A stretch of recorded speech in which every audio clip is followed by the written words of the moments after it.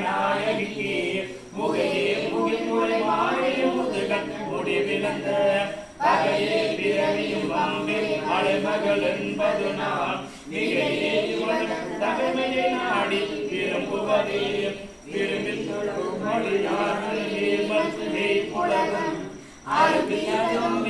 ஆனந்தமாகி அறிவிழந்து